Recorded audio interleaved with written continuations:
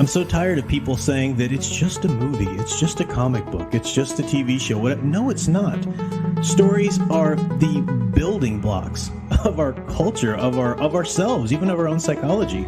We are a product of the stories we tell ourselves about our own past and the experiences on a daily basis, but also the stories that we choose to spend time with. What types of values or feelings or whatever are they promoting? What types that we like to spend our time around? They're going to shape us. They're going to shape our personality and character, and they're going to shape our perception of the world and the acts and behaviors that we put out into the world. And people don't understand that. They go, it's just a movie. It's just this. I can like and promote whatever I want. Well, of course you can, but you should pay attention to the responsibility that you have. Consume stories responsibly. As a member of society, as a human being, responsibility to yourself. Consider the consequences. You need some balance. You need some certain criteria that is going to make sure you're promoting the right kind of works, or at least have thought through the type of work that this or that story is going to do in our culture, and then make your own decision whether or not that's something you want to support. Consume stories responsibly. Consider the consequences. Consume stories responsibly.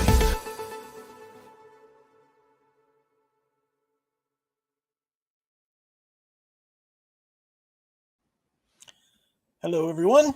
I'm Professor Geek. Welcome back to the channel, and welcome to another Office Hours stream. I know I missed last week. Did I miss 2 weeks in a row?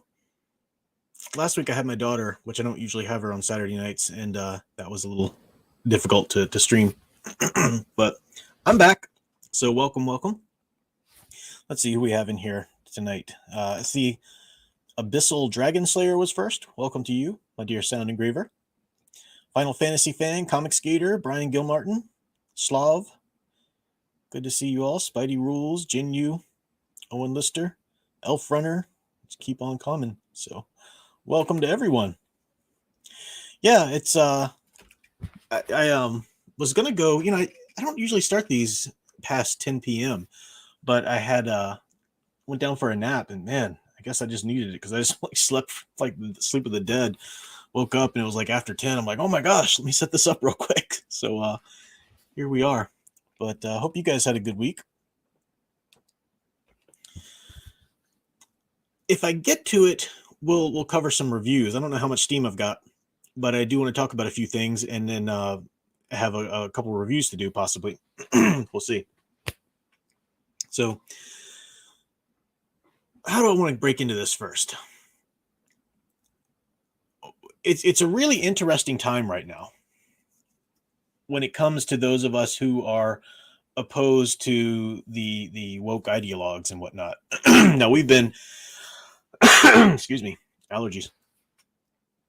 We've been fighting the ideologies, this woke ideology and whatnot, and the progressive ideologues and whatnot. We've been fighting them for a long time in film and comics and stories and whatnot.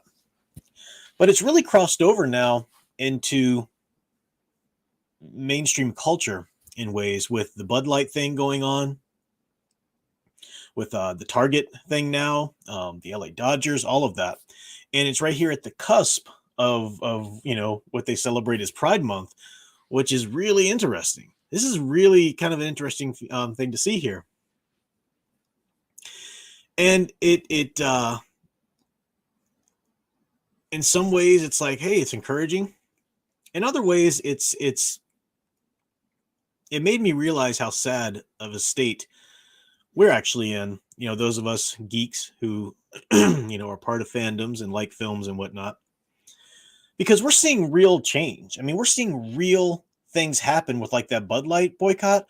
I mean, boom, they crossed the line and suddenly their stocks just plummeted. No one will be caught dead with a Bud Light, And I'm not a beer drinker myself, never have been, but I was just like, wow, I thought that was amazing. I do shop at Target. I was a Target shopper. I would drop at least $20-$30 there once a week. I took my daughter in there every week, I'll never set foot in another Target store again.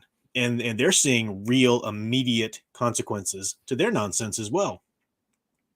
And it's just like, wow, that's how that's supposed to look, huh? That's how it's supposed to look when you turn your back on a company that's going woke are treating the fans like crap, are mishandling the services they provide you. That's how that's supposed to look. Take note, various shades of fandom menaces. Because I realized if change ever comes to Disney Star Wars, or if the MCU ever gets it right, if Warner Brothers ever finally does DC correct, it will have to be because the normies stepped in and did the fighting. Because the geeks, the various little shades of fandom menaces, the angry little factions of fandom are completely ineffectual, weak, toothless, no bite to you whatsoever. you did at one time. You had some bite at one time, but you lost that. You traded that in a heartbeat. And I've spoken about this for so long, but there's still people who just don't understand it. So I'm going to try to explain it in a different way. I like I said in another time, or another stream, if it was up to the geeks to react to the Bud Light thing, Bud Light would still be doing really, really well. They would have a little slump, but then they would have brought it back. You'd hear people saying, well, I didn't like what they did. I didn't like that, but then they put out the commercial with the country music, and I kind of like that artist, so I need to support that. I got to go back and support that. We wouldn't see anything if it was up to geeks to react and boycott the Bud Light. We'd see none of that. We'd see none of what we're seeing now, because geeks can't do it. They're completely they're weak. They're not soldiers. They have no spine when it comes to boycotting these things. They had it at one time, and we saw it with. Oh, and thank you to my dear Soundagraver, their $2 super chat. Normies are putting us to shame. They really are. They really are. Now I know I see. I just looked down at the chat and see Mark Baker said, "I've never lost my bite." I know a lot of you who listen to my channel in particular, and other people. I know there are some of us who are actually saying no to this garbage. I know that, but we're just far few to even mention, because the vast majority of people. Oh, but I gotta go back and see Spider-Man No Way Home, though. I gotta go back and see Guardians of the Galaxy 3, though. Okay, I gotta see that. And I had one. I just want to let me address this real quickly here. I had one channel member, or not channel member, but a viewer of the channel. Great guy, I'm assuming guy, but comment on one of my videos, like about Guardians of the Galaxy 3, saying, well, I went to see it, and I was like, whatever, I'm not going to insult him or fight him on it. You do you, you even gave the comment a heart and everything. But then later on, he asked me a question in a comment. And I want to address this question, even though I kind of feel like I belabor it. I feel like I talk about it too often, but it was an honest question. So I want to give it an honest answer. The person said, look, yeah, I went to go see Guardians of the Galaxy 3. And yeah, I went to go see Spider-Man No Way Home before. But look, I'm seeing a fraction of the Marvel films that I used to see. I'm hardly seeing any of them. I go and see these one or two that I think are good. And there are a lot of people like me, and we're hardly seeing any of them. Aren't we sending a message? Fair question. Okay, fair question. And the answer is, yeah, you're sending a message, but not the message you think you're sending. Not the message you want to send at all. And so many people don't understand this. They think, what? We support the good stuff that they do, and we don't support the bad stuff that they do. That's a clear message. If they were logical people, if they truly were a business that cared about a bottom line, that would work. And so many people subscribe to this fantasy that that's really the case. They really are a business, guys, and if you hurt them enough, then they'll have to pay attention. That they're not logical. They're woke ideologues. Okay. Now, it is true that they're going to need a certain bottom line to be able to continue to preach their woke ideology, but preaching their ideology is far more important to them than making money. I know that's just, it makes no sense to us, right? But you've got to understand that the proof is there. Just look at what they've done. If it worked to just support the good stuff they do and not support the bad stuff, we would see change by now. And it hasn't come. What we have told them, the message that going to see just the movies that you think are good are the right member berries, but not going to see the woke stuff, all that told them was this. When Last Jedi happened, enormously pissed off all the fans, right? Slap in the face, total, this for Star Wars, for example, to the point where you guys stayed the freak home when Solo, a Star Wars story, came out. That was big news to Disney. That was a real eye opener to them. They were like, oh, crap. They're not just going to come see anything we dish out. So they decided, okay, we don't really want to have to like retcon the whole sequel trilogy. We don't really want to have to do that. We don't want to have to stop preaching our ideology because that's the cancer is in the system. Disney is nothing but the woke beast it must preach. So they're not going to stop. So they said, well, we'll get Favreau in here. We'll give them what they want. We'll look like we're giving them what they want. We'll give them a nice, tasty little bone. I've said this analogy many times before. Give them this Mandalorian show. And I wouldn't be surprised. I don't know this. I'm not saying this, but I would not be surprised one little bit if Disney itself started the whole "there's a civil war at Lucasfilm" narrative, because all that did was hook people right in, made you go and support the Mandalorian with all your might. Favreau and Filoni, they're our guys, and you gave it all the support. And in the end, what happened? Kathleen Kennedy presided over an amazingly successful Disney Plus Star Wars show. And you can be so mad about that, and you can say, there's not what happened, blah, blah. They don't care. That's the bottom line. That's what you did for them. So they learned that they don't have to stop preaching. They don't have to stop deconstructing, spitting on everything wonderful about these franchises. They don't have to. They don't have to, because as huffy and as mad as you get, you'll only run as far as the door. You'll stop on the right on the other side of the door, and you'll wheeze and huff and puff and moan and groan on the other side of the door. And as soon as they drop a few little member berries on that bone and toss it out to you, you'll come running back in with your wallet open saying, here, take it. You're ineffectual. You're no threat to them. They've got you exactly where they want you. So yeah, going back and saying, well, I just go back and see these movies, that just tells them that you'll never leave them.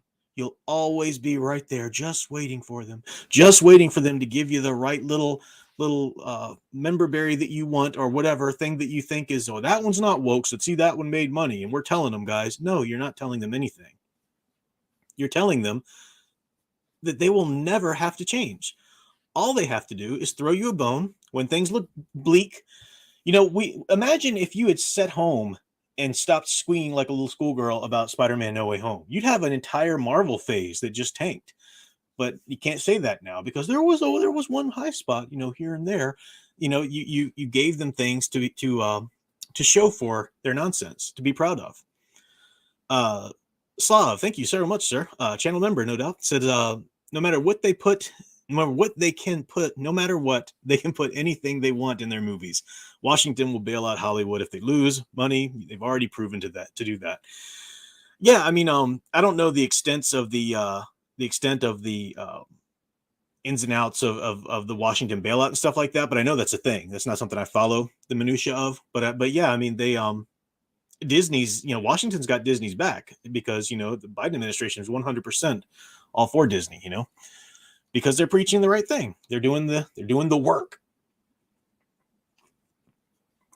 Dr. Y for $10, thank you very much. Says it's very telling that Disney hasn't brought Star Wars back to theaters, despite announcing so many projects since 2019. Well, they're going to, right? They just announced some time ago that they're doing more Rey Skywalker films. Now, maybe as you're hinting at, who knows if it'll really happen or not, but that's what they've announced. And is that going to stop anybody from tuning into Andor season 2 or to the next Mandalorian? Nope. I watched that one because it's good. No. Sound Engraver and I, we've been going through the Batman the Animated Series because she hadn't seen it yet. So we've been watching through it in order. And we got to the episode Harley and Ivy the other day, the wonderful classic Paul Dini episode where Joker kicks Harley out, and he's the abusive boyfriend type or whatever. And she ends up taking up with Ivy for a time. And it's kind of like, the girls out there doing the girl time and whatnot. And Ivy still pines, or Harley still pines for the Joker. And Ivy's like, what are you doing? He the way he treated you and whatnot. That's all of these little fandom menaces. That's all the geeks right now who are so mad at Disney. Disney's the Joker and they're Harleys. I'm done. I'm not going to see their nonsense. Do you think Disney's thinking about me right now? Is that Disney? Did Disney call? Did they ask about? Did Disney say anything about me? Did Disney say anything? I mean, you'll never sever the freaking cord. You just can't. You can't. You're so hooked. And you can think, you can even convince yourself that no, I'm done. I really am done this time. Oh, who's playing in that one? Oh, well, I think I kind of got to see that one though, because this, and this. It's laughable. It's straight up laughable. And you see this thing going on. It's a culture on YouTube. And I've said it before, and I don't know, I'm not calling out any specific YouTube channels, okay? Because I don't have any specifics as to exactly how each one is run. But there are a lot of YouTube channels that make real bank on the outrage that Marvel's did this, or that Star Wars did this, or whatever. And these channels will go see these movies. They will, are the shows or whatever series of show, they'll do an episode by episode review for you. And they try to tell you that you are, by watching their channel, by supporting them, hey, you can buy some merch, you're fighting the good fight with us, and we're sending a message. Again, I can't say for sure that all those channels are doing this consciously, or are preying on people, but it is a predatory thing. And all that's doing is keeping it relevant, keeping the topic. Like, how many people are going to go watch The Little Mermaid this weekend just to hate watch it, so I can laugh at it? Who cares what you do to it? You bought your ticket. You gave it the numbers. Who cares if you're going to laugh at it, or if you're going to go say this or that? No, that doesn't work.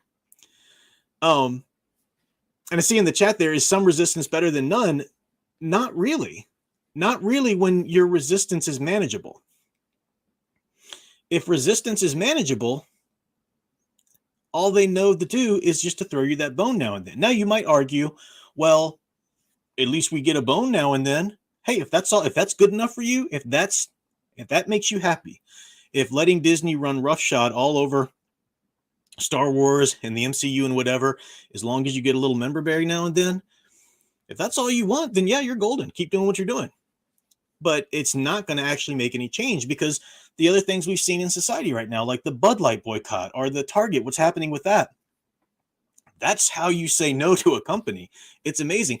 And I realize too, and I want to be careful to explain this, because I've never ever called for a absolute boycott on everything Disney, because that's a very different thing. Saying like boycotting Disney is a very different thing than boycotting Bud Light, right? Bud Light's a beer brand. You can say no to it. Disney owns so many things right now. And especially if you've got kids, if you, like I have my daughter, there's no way I could refuse to give any red cent to Disney ever again. All I would do is hurt my daughter, because she's special needs. She doesn't have the cognitive function to know why I'm doing this. She would just know that, her life's hard enough. I'm not going to take things from her that she loves. But I can absolutely make sure that she doesn't support, view, or do anything to the new garbage. I can, at the very least, everybody. There's nobody who has to go buy a movie ticket, who has to go see the films, who has to give them numbers, who has to go rev it up on social media. And whether you're good reviews or bad reviews, you're making them relevant. We are going to see. I don't know what the numbers are right now. I heard kind of two stories. I heard projections about The Little Mermaid, that it was going to do pretty well, and then I heard it wasn't going to do pretty well. However it does, Disney will try to spin it that, it actually did pretty good. They'll just spin it that way. But it shouldn't do anything. There's not a normie contingent out there dying to see this movie, even to the extent that there was like the Beauty and the Beast one, right? I mean, the Beauty and the Beast, that was a horrible garbage, live action idea anyway. But the changes they made, they tried to be so subtle. And just your average normie who doesn't think, you heard a lot. Well, I just loved seeing the animated movie when I was a kid, and now I get to take my kids to the theater to watch this one, and it's just great, and it was kind of step by step the same, a lot more than the Little Mermaid one is. You're not seeing that with the Little Mermaid. If the Little Mermaid gets numbers, you can bet your bottom dollar it's going to be because a whole lot of people had to go see it, had to hate watch, had to make sure they knew they were in the know, so they could go on their YouTube channels and join in the comments and talk about this and that.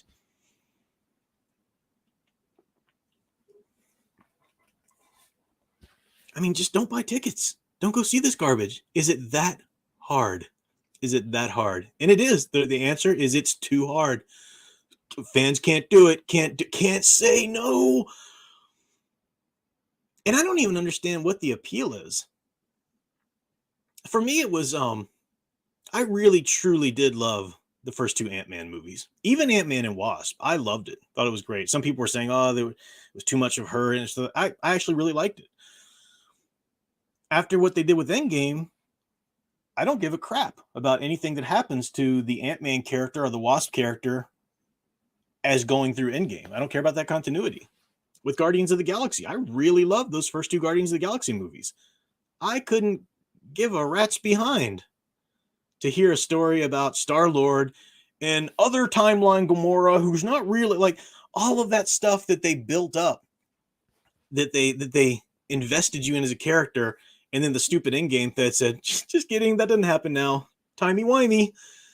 And I know that the themes of that movie are probably still there. I've read some synopsises of it. I'm sure that James Gunn deepened his family theme and whatnot, because that's something he's been building with those movies. It's not worth the support. It isn't.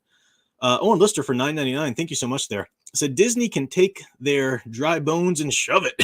Give me a juicy steak, quality steak. And if Disney won't provide it, then I'm not buying it. Amen. Amen. And it is, like I've said it before, but I grieve. I grieve for Disney.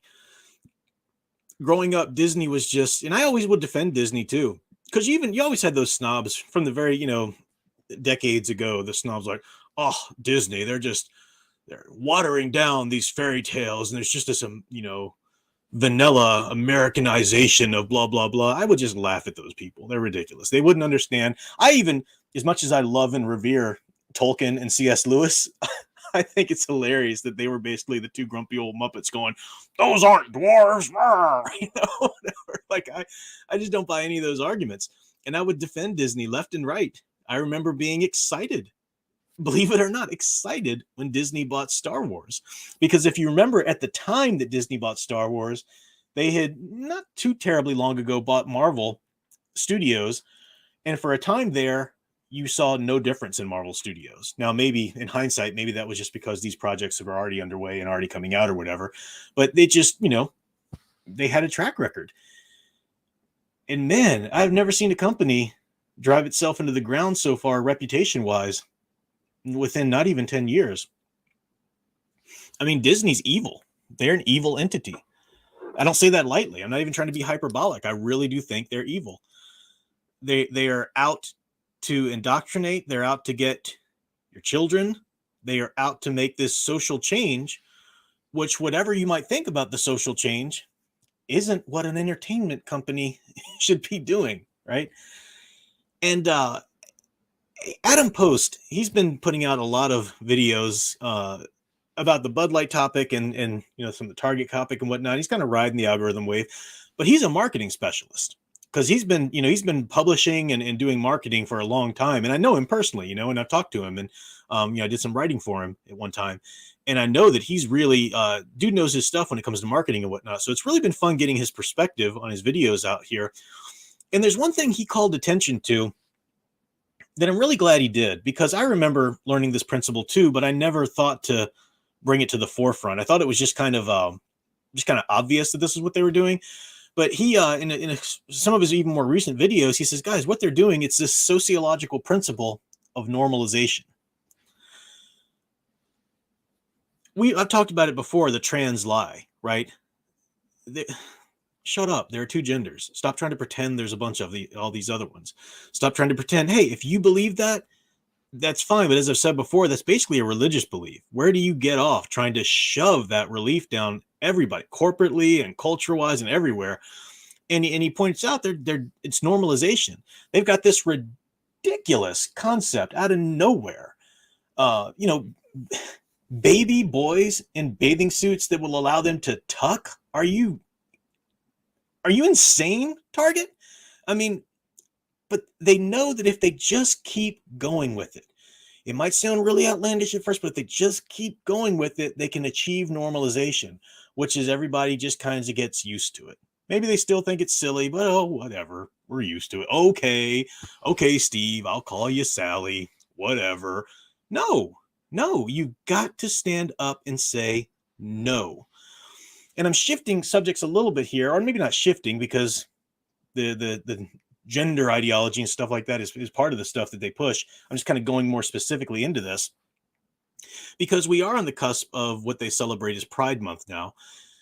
And I've always thought it's absolutely disgusting that they pick June, the month of Father's Day, to celebrate their gender nonsense, garbage, whatever. And in mainstream culture, with the Bud Light boycott and the Target boycott now, and it's going to be interesting to see what happens with the LA Dodgers. If you haven't, kept up with that story, it's I won't go into all the details. You can look that up on your own. But this drag queen troupe called the Sisters of Perpetual Indulgence, which basically they just exist. They're like the Church of Satan. Like their whole existence is just to stick their tongue out at the Catholic Church. That's all they got, So that's what they do. And they were invited to go do a show or whatever at the LA Dodgers. I think like maybe the opening game or maybe just use their stadium. I don't know, whatever. But the LA Dodgers disinvited them. The stadium disinvited them when all the nonsense with Bud Light came out and they saw consequences. And then the LGBTQ plus XYZ 123 imagination movement, pitched a little fit about it. And then they re-invited them with this garbage statement about, oh, you do such good work, of course we want you to come back. And it'll be interesting to me to see if the LA Dodgers face the same kind of immediate, strict and severe backlash that like Bud Light and Target are experiencing, because there's an element of fandom. I'm not a sports person at all, so whatever, but there's an element of fandom, like baseball, and there are people who are loyal to their team, and stuff like that.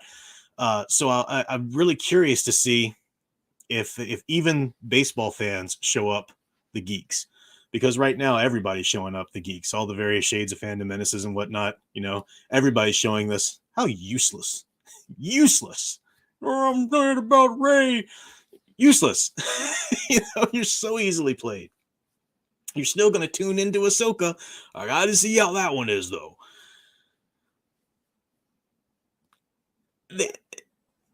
I said a little bit before that there are these narratives, and I'll get back to the transgender thing, kind of bouncing back and forth here a little bit, but I mentioned the Ray thing. There are these narratives, like I said, I wouldn't be surprised at all if Disney itself put out the story that there's a civil war in Lucasfilm, guys, because all that did was serve them. That whole Civil War narrative put money in Disney's pocket, made Kathleen Kennedy look golden. No matter how many people, all over YouTube about her and whatnot, that worked in their favor. So I wouldn't be surprised if they did that. Now there's this other narrative, and I don't necessarily think this comes from Disney or whatever, but there's this other narrative about the character of Ahsoka. Ahsoka's a horridly written character. She's 100% a Mary Sue. And there's this narrative about her, though, now that, see, Ahsoka, she's our poster child because she learned. She trained and had to learn to become great. Not like Rey, not like a Mary Sue who just, snaps her fingers and suddenly she's powerful. And I look back and think, where did you see Ahsoka learning any of this? Filoni doesn't know how to write character progression. Filoni can't write that. We've never seen Ahsoka learn. Filoni saw that people were sick to death of her in the Clone Wars series, so he did time jump. She's older now, guys. And he couldn't even stay consistent with that because she still reverted to bratty old, garbage Ahsoka still, even after the time jump. People tried to make that argument about Grogu. See, well, Grogu trained with Luke, so it makes sense that he can. Did you see him train? No, time jump. He's away. He's away, with Luke sometimes. We're going to be over here, and then he comes back. See, so he learned stuff. He's back now. Filoni can't write character progression, and I don't know if that has to do with how he says he doesn't like things to change or whatnot. But he's a horrid writer, and he and Favreau. Some of the shine's kind of coming off Filoni a little bit now. People still want to stick to the idea of Favreau or whatever, but that's all of the support and the money that people give to them is just going to Kathleen Kennedy in the end. Don't be if you think that your Mandalorian and Andor and all of your squeeing about these things doesn't fully fund and support the next Rey Skywalker movie, you're living in a dream world. Got a super chat here, and then I'll get back to the other thing I was talking about. Xerinx, I think I'm saying that right. I think I've asked you before. I think you said I said that right. Best resistant campaigns are projects rivaling the garbage. That's why CG works. Mando wasn't iconic. Star Wars fan could have made The Mandalorian. Yeah. That you are right. The answer, rather than trying to just go support the good stuff they do, but not the bad stuff they do, the answer is to turn your back on it altogether. And one way you turn your back on Disney altogether in terms of new content is one way is making people making their own content, right? That's a big. So yeah, with I think you're talking about Comicsgate. I think that's what you mean by CG. Yeah, with that, or just anybody who's doing independent works right now, that's absolutely one way. There are that alone won't do it, I think, because there are some hurdles. It's a funding issue, right? When people like I need to get back into I lost track of I bought the Cyberfrog, comic when it first came out and really enjoyed it. And I know there's been a bunch of others and I've kind of lost track of them at this point, but it's hard to keep up with campaigns. When you go to a comic shop and you're following an arc with individual issues, you just go there every month and you pick up your issue or whatever and you follow the arc that way. Funded campaigns have to take place a little bit longer, and you got to make sure that you're going back in and saying, okay, what perk do I want, because how do I pick up where the last one was? It's not bad at all. I'm just saying that it's the method of disbursement, the method of distribution for creator owned books and whatnot. I don't think we have the distribution set up just right yet where that can really just totally replace that. I hope it does one day, but I think we've got an issue there, because you could just write your stuff, put it out on Amazon, but there's a funding issue there, right? If you're totally wealthy and you can do that and not have to wait for crowdfunding or something like that, sure. But yeah, but that is one of and the other answer is to watch the older stuff, to not need the new stuff every second, to go back and enjoy the old stuff. There's so much old stuff. I've said it before. I mean, you'll never run out. I mean, if your life is such where you're able to do nothing all day but watch or read, and if you've done that for decades now, maybe you just about seen everything. But even then, no, there's plenty of stuff for you to go discover and read. So let me see if I can get through the let me check my time here. If I can get through I've got time. The thing I was saying about transgender and all this nonsense coming up, then I'll come back and maybe try and do a review here. This year, at the cusp of what they celebrate as Pride Month, I refuse to call it Pride Month because it's not. It's June. It's Father's Day. It's not Pride Month. What they're celebrating is Pride Month, right at the cusp of it. I don't think we've ever gone into that month with this much momentum in the culture to stand up and say no to the lies. No, you're not a man or a woman just because you think you want to identify it. I don't have to call you that. I don't have to use your preferred pronouns. I don't have to call your made up name. No, I'm not going to do it. You do you do what you want, but I don't have to do this nonsense. And it started out with, it was that idea of, hey, just let us live our life the way we want to live it. And even that's kind of dubious when it comes to transgendering, because I don't think you should allow people, like if someone wants to mutilate their body because they just really identify, because there are cases, you can look up cases of people who just literally, like I've used the example before, they have this like mental condition, some sort of dysphoria where they feel like they shouldn't have an arm. Like their arm just feels so foreign to them and they shouldn't have it and they want to go get it amputated. Well, you don't let a person like that just go amputate their arm. You don't say, well, hey, they can live their life the way they want to live it. No, clearly something's wrong in their mind, and you want to have compassion on that person and help that person overcome that so they don't mutilate their body for this, moment that they have here. That's what's happening with transgenderism. So even there, I don't believe in, hey, just let them do what they want to do and live how they want to live. No, I don't really even buy that. But that's the sheep's clothing that these wolves rode into culture with. Just let us do what we want to do. Just let us do what we want. How can't we live our life the way we want to live our life? And a lot of people heard that argument and said, Yeah, fair enough, I guess. If Steve wants to be Sally, who or whatever, go do it. You're not bothering me. But that's never where they stop. Ever where they stop. It's not enough for you to let Steve go dress up as a girl and call himself Sally. That's not enough. You have to learn about his choices, and you have to be okay with it and make sure that you call him Sally, and make sure that you always use his preferred pronouns. And by the way, he needs to have a talk with your kids so that he can really indoctrinate them and make sure that they grow up to make the kind of world that he wants to live in, and that they play into his delusion, and that they play into creating this sort of deluded imagination reality that he can feel like he's totally normal in. No, we should have stood up and said a long time ago, absolutely not. You're not doing that. I'm not doing that. No. And more people are doing that now with the Bud Light. It really gave people a lot of courage. It gave people a lot of, even before that, I think it was Jordan Peterson. Before Jordan Peterson really became known, for all the stuff he's known for now, I think his first bolster into the public consciousness or the popularity was the fact that he refused to use pronouns as a college professor. He said, I will not do it. You don't get to dictate reality to me like that with language. No, you're not going to do it. And more people need to stand up and say no. And I think we've got momentum now going into June where people need to continue to do that. So one of the things I'm going to do on my channels, on this channel, for example, I'm going to make June the, I don't know what we'll call it yet. Hashtag there are two genders. That's a good hashtag for it. But I am going to do nothing but celebrate strong, specifically strong masculine characters and even strong father characters. June's the month for Father's Day. I'm going to celebrate strong fathers. I'm going to do a lot of different videos talking about the importance of fatherhood in mythos. But why is it so important in mythos? Why do we have the benevolent father? And why do we need to fight against the tyrannical father? Because good, strong fathers are so desperately vital to the human psyche. I'll even say this, and I don't care. Not two moms, not two dads, but a father.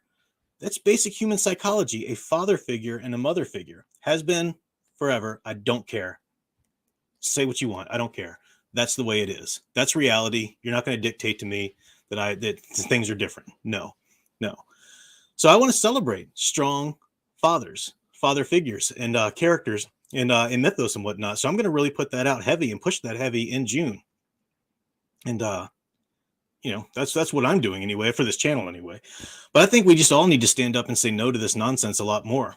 And if you are a beer drinker, saying no to beer, or to Bud Light and whatnot. If you are if you were a Target shopper like I was, nope. No, I will never set foot in another Target store ever. At this point, I don't even care if they turned around and apologized. I still wouldn't set foot in it because I know what they're doing. They had the chance. They had the chance to turn it right, just like Bud Light had a chance to make it right immediately.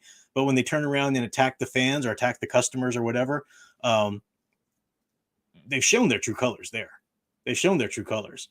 I hope, I don't know what's going to happen in the end with Bud Light, but I hope that brand burns in ashes. And people say, how could you? People's jobs are affected. People's jobs will be affected in anything. That company, brand needs to go. Brand needs to go. We need to send the message. It needs to, absolutely. Yeah, Slav said, bro, I shopped at Target today and I had no idea what they were doing. Wish you would have known. Yeah, a lot of people, it's just about getting the message out. Yeah, because a lot of people don't know yet. Not only that, they're selling transgender kids items. They've even got like satanic designers working there and whatnot. And when their stock started to go a little bit and they actually stepped up and blamed the fans, go to Adam Post's channel. Other channels cover that stuff too, but Adam Post has some good coverages of that.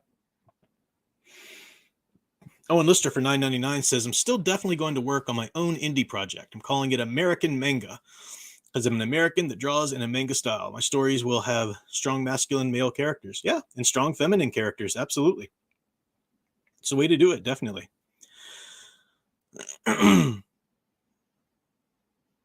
Yeah, children need mothers and fathers. They need a mother figure and a father figure. Definitely.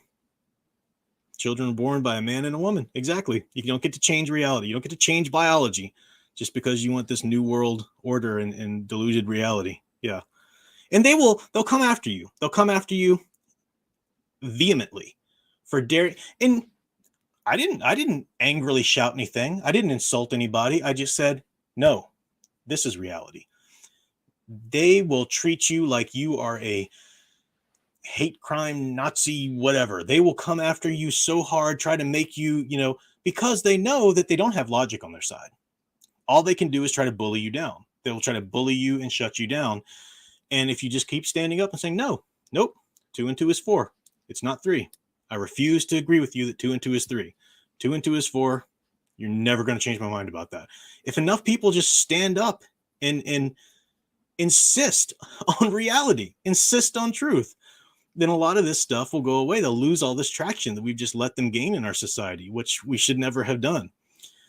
Dr. Y for $5. Thank you so much. Said, if you're going to talk about fathers, I recommend the OG Magnificent Seven. One of the characters has a good talk about fathers in it. Oh, you mean the original Magnificent Seven film?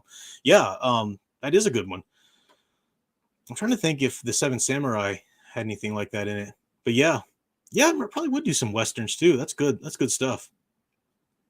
Yeah, see you, Lister. Yeah, Tricon. I was thinking about that. There are 3 lights. I thought didn't he say there are 4 lights?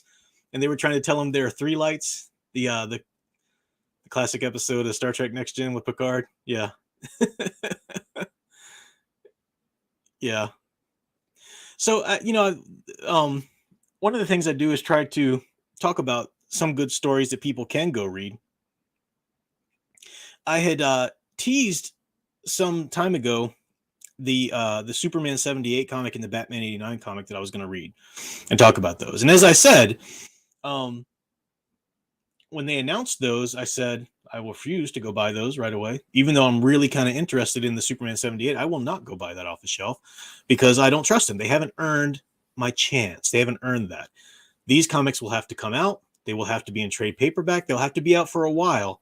And I'll have to have consistent reviews saying that they're pretty good for me to give it a chance. That's how I kind of feel about movie theaters, any movies at all. Like I'm not saying it's wrong to have gone to see like Maverick or something like that, but I'll never go see a movie opening night or honestly, I'm so over movie theaters now. I used to love the experience of seeing a movie in a theater, but people are so rude now. Pass anyway. I'd just rather do it in the comfort of my own home later. But I did finally read these books. So let me talk about them a little bit. First up, I want to talk about Superman 78. This is by Robert Venditti. The art is really amazing. It's the same artist for who was with the Batman 66. Same artist that did Batman 66. And I'm trying to find his name here because I'm blanking on it. Wilfredo Torres. So you got the likeness of Keaton, the likeness of Christopher Reeves, the likeness of Marlon Brando, the likeness of Margot Kidder. I mean, you've got these likenesses down quite well. And it really is I would say you can make the argument that it's a continuation of maybe Superman 2. Doesn't really give you any specifics to say whether the Lester cut or the Donner cut. I would say, though, that it's really, I think the only thing you can absolutely say it's a continuation of is the Superman 78 film. Because the Superman 78 film, it's darn near perfect. I mean, I don't think you can ever have a perfect film, but it's darn near perfect. And that's even with Superman 2, even with the Donner cut of Superman 2, I still don't think it's 100% great in every way. I mean, the whole idea of Superman wanting to give up his powers, and it just doesn't, bringing Lois Lane up for a overnight stay in the fortress. Things just smack of not Superman, like even in the Donner cut. And then which I like a lot of things in the Donner cut too, don't get me wrong. I even like some things in the Lester cut.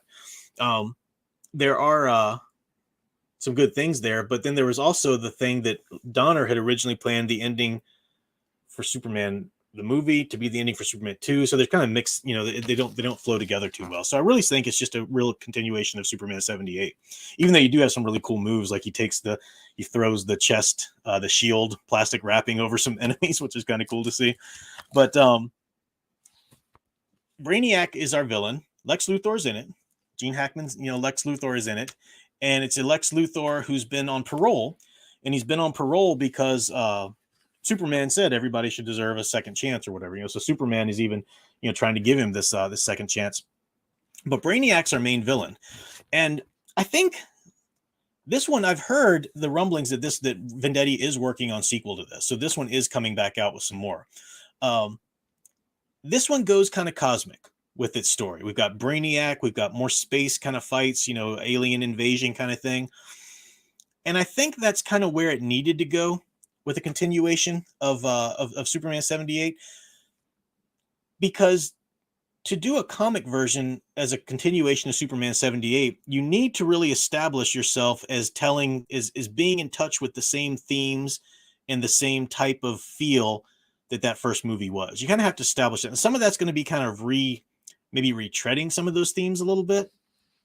So you do have the theme, which made Superman 78 such a great film, was the choice, his progression of, I've got as I've called it, in the Freudian terms, the metaphorical mother was Ma and Pa Kent, Smallville, growing up with those homespun American values, growing up thinking of himself as a human, whereas the metaphorical father in that case was the consciousness of Jor-El, teaching him his Kryptonian heritage and whatnot. And both of those are great. He needs his Kryptonian and his, Smallville and everything, but his progression in that movie 78 was having to choose, that wonderful moment when Lois Lane has just died and he's flying through the air and he's about to go do something. He hears the voice of Jor-El saying, "It is forbidden for you to interfere with their history." Meaning you can't go turn back. A lot of people think turning back time is so cheesy. I mean, there has to be some suspension of disbelief about it, obviously. It's not something he can have in his arsenal at any time, obviously. But it really makes sense for his character progression because he hears, Jor-El forbids this. And yet then he hears the voice of Pa Kent saying, "You were placed on Earth for a reason. You're here for a reason. You can do the things you can do for a reason. That reason is to make a difference." So that made it perfect sense that he would go ahead and interfere with time in that. So this story does retread that theme a little bit of him having to learn about or come into contact again with his Kryptonian heritage self, but also the fact that he is human, right? If you ask Superman, he's human. He's Clark Kent from Smallville, Kansas, with son of Ma and Pa Kent. Now, one thing so I really love that, and I love that it did that so well. The story is it read so fast that it was kind of over in a heartbeat, and I was like, oh man, I wanted more. Got the great tribute to the great Richard Donner there. One thing that the book does that I'm kind of like, I didn't like too well, but I get it. I do get it. And I'm gonna go ahead and tell you what it is because it's not really a spoiler. In the first few pages, you kind of see it, happening. So it's not really a spoiler, but it has to do with Brainiac. So if you're a Superman fan, you know that Brainiac shrinks down cities of civilizations and whatnot. And of course, in the Silver Age, Superman had the shrunken city of Kandor, the Kryptonian city of Kandor, that Brainiac has shrunk down. Well, Jor-El and Lara are alive in Kandor. I didn't really like that too much because I think you need to, once you do that, once you have Superman, the orphan, once you got that Moses story, I don't think you can go back and give him everything that he lost. I think that kind of undoes it a little bit. And this doesn't really do that. It doesn't, in the end, it kind of does it in a good way. But it's a choice I would not have made. I get it. I get why it made the choice. It is very Silver Agey, and that's kind of what they're going for here. And it does help him address the progression of, am I going to be Kryptonian or Earth? It does help kind of address that and pull that into it again. But I wouldn't have done that myself. Now, that's just me. And I'm not saying this is I still 100% approve of this book and highly recommend you go check out this book. Definitely. Also, I'm showing you the cover here, the great artwork and everything. But if you take the slipcover off, this is really cool. I just discovered this the other day. It's designed like a VHS tape. Superman, the movie VHS on the spine. It's like what you would have written on a sticker or something like that. On the back, it's got the wheels and everything. So I thought that was pretty cool design for the hardback. So absolutely do recommend Superman 78 if you're a fan of that first Superman movie, which is the real deal Superman in every way. This is a great way to kind of continue that story. Also, just as an aside, I haven't done maybe I should do some flat out reviews of this as well. But Elliot S. Magan, if you like that Superman and you're looking for more stuff to read, not just this one, go check out Elliot S. Magan. He did Last Son of Krypton was the first novel that he did, which came out, I think, right around the same time or just after the Superman movie did. They were kind of capitalized on that. But Even more popular than that, and that's a great one, but even more popular than that is Miracle Monday by Elliot S. Megan. He just released some years ago. He just released like a new edition of that one too, like a con edition or whatever. Really good stuff. Really good Superman novels that you would thoroughly enjoy. They are classic Superman. It doesn't technically take place in the movies universe like the comic does, but it's that era Superman, 100% real deal Superman. So I recommend Superman 78 comic. I recommend Last Son of Krypton by Elliot S. Megan and Miracle Monday. Those are novels. Definitely good stuff. Let me check my time here. I might save the other review. Let me just say that Batman 89, the comic, hot garbage. Hot garbage. This, and it so bummed me out. I was so upset. I so wanted this to be awesome. I so wanted it to be good. But it's not. It doesn't even remotely do to the Superman. This is not to Batman what this is to Superman. It's marketed like it is, but it's not. It's not at all. This is honoring Richard Donner's legacy. This is making you feel like you stepped right back into the wonderful Superman 78 film. This is none of that. This is just something that Sam Hamm wanted to do. It's more a story about Two-Face than it is about Batman. The art's kind of cool, but there's like this weird time jump. Bruce Wayne has like gray hair all of a sudden. And I wasn't looking for it. I know that the Burton verse kind of follows the comics sort of loosely. So I wasn't looking for like really, rigid, loyalty to exactly how these things play out in the comic book. I don't mind some flexibility with Barbara Gordon, or Robin or whatever. That's all fine. I knew Burton was kind of planning stuff like that anyway at one time.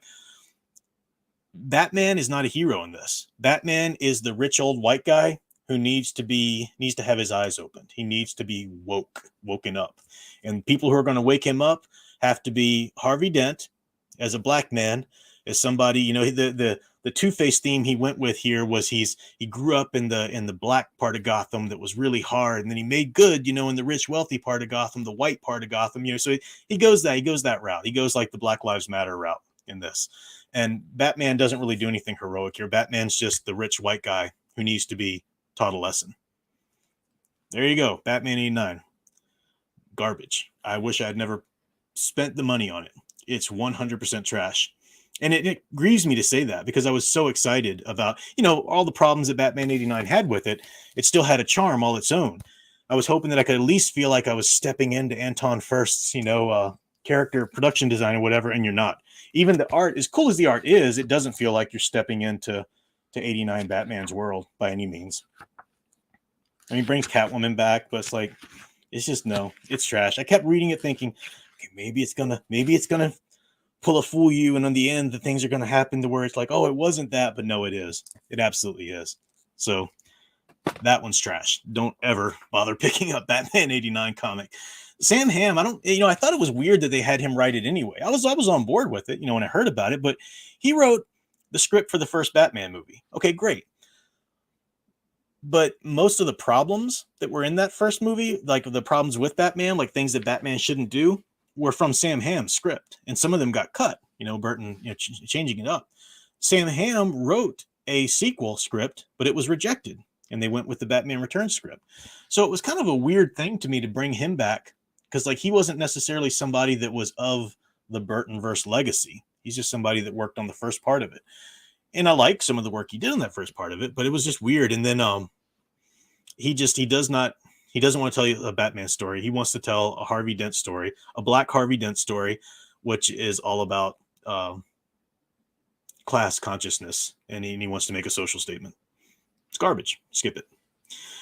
So anyway, that is I did see somebody when I brought up the Batman 66, somebody was saying that they enjoyed that. I definitely agree with you there. Let me see if I can show you that. Did I show it to you the other day? Here we go.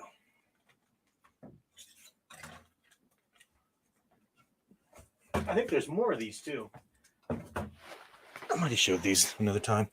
But this is the first version of Batman 66. Jeff Parker wrote these. I've got volume 2 as well. Actually, I haven't even taken the shrink wrapped off volume 2. Read it in issue form. But they've done other ones these too. They've done Batman 66 meets Wonder Woman 77. Haven't read that yet, but they've done Batman versus or meets Green Hornet. You know, some of those. And this is, if you like the Batman 66 show at all, I mean, this is absolutely, you know, you feel like you're back in that show. And yeah, I definitely recommend the Batman 66 comics that came out, was it 10 years ago now, maybe? Close to it. Maybe not quite that long ago. But that was good stuff. So, yeah, Spidey Rule says, wonder if Big Al Presents reads the Batman 66 comic. I got it for him. I got it, at least the first volume, maybe the second volume too. And he did like it. He's not much of a reader, but he really enjoyed that because for him, Batman 66 is the be all and end all of everything, you know, and he liked it a lot. He also liked, of course, the animated films that, thank goodness, Adam West and Burt Ward were able to do together before Adam West passed. It's good stuff. So, oh, cool. Slav said I'm about to pick up the first Silver Age Batman omnibus soon. Nice. Yeah, I'd like to get some of those Silver Age omnibuses as well. That's a good time period to dig into. But that's all I've got tonight, folks. I am definitely out of steam at this point. Didn't go, well, almost an hour because it started a little bit late.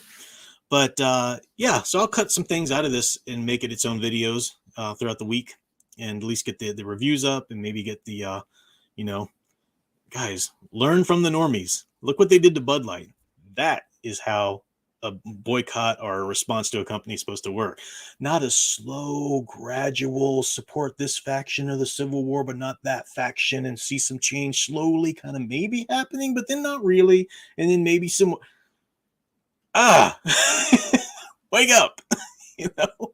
So anyway, that's all for tonight. Hope you guys have a great weekend. Have a good Memorial Day weekend if you got plans or whatever.